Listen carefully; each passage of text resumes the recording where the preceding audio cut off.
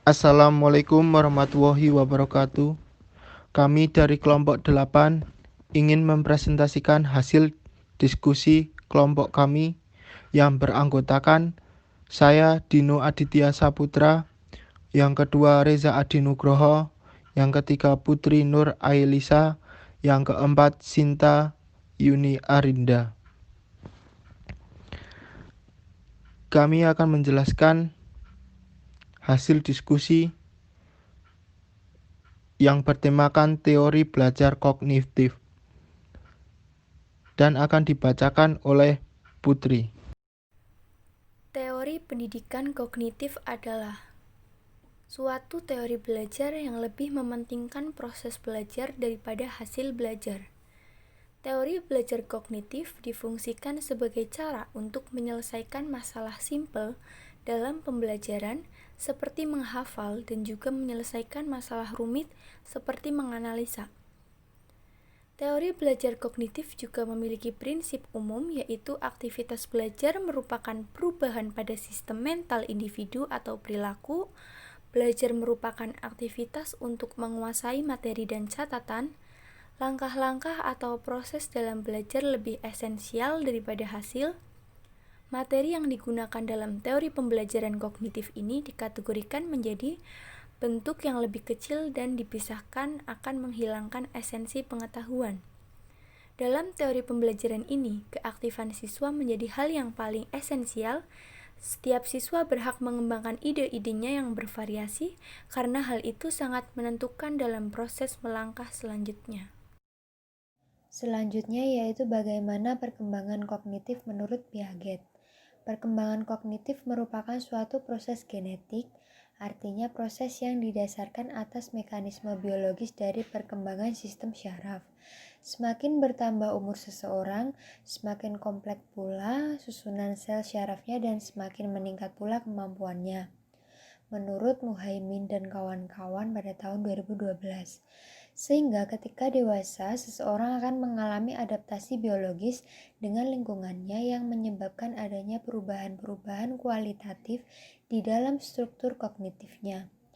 Piaget membagi proses belajar ke dalam 3 tahapan, yaitu asimilasi, akomodasi, dan ekuilibrasi. Menurut Nur Hadi pada tahun 2018 dan Wilfred F. Hill pada tahun 2010.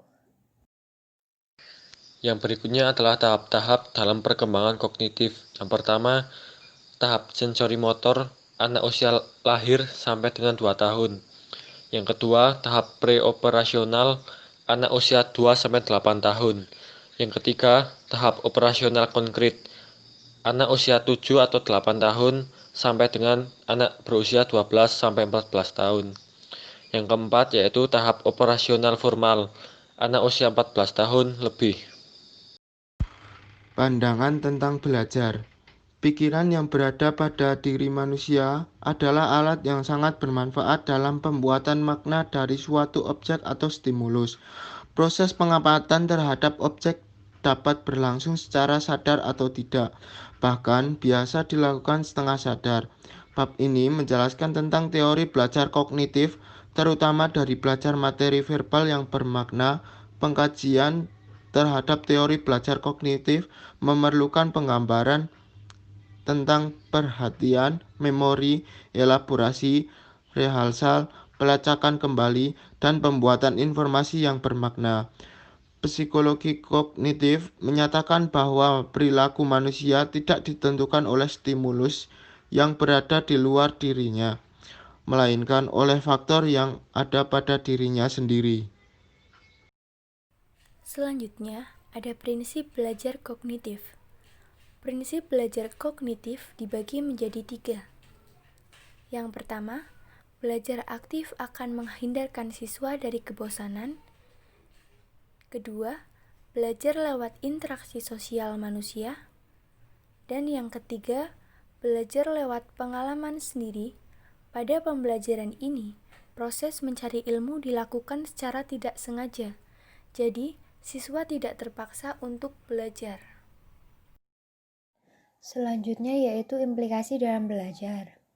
Implikasi dalam belajar terdiri dari 1. Guru menggunakan bahasa yang sesuai dengan cara berpikir siswa. 2. Siswa akan belajar dengan baik apabila dapat menghadapi lingkungan dengan baik. Yang ketiga, berikan peluang agar siswa belajar sesuai tahapnya.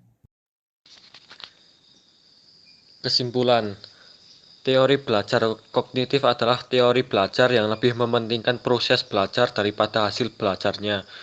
Tujuan dan tingkah laku sangat dipengaruhi oleh proses berpikir internal yang terjadi selama proses belajar. Teori belajar kognitif difungsikan sebagai cara untuk menyelesaikan masalah simpel dalam pembelajaran seperti menghafal dan juga menyelesaikan masalah rumit seperti menganalisa. Teori belajar kognitif juga memiliki prinsip umum yaitu aktivitas belajar merupakan perubahan pada sistem mental individu ataupun perilaku. Demikian presentasi dari kelompok kami. Bila ada salah, mohon maaf. Wassalamualaikum warahmatullahi wabarakatuh.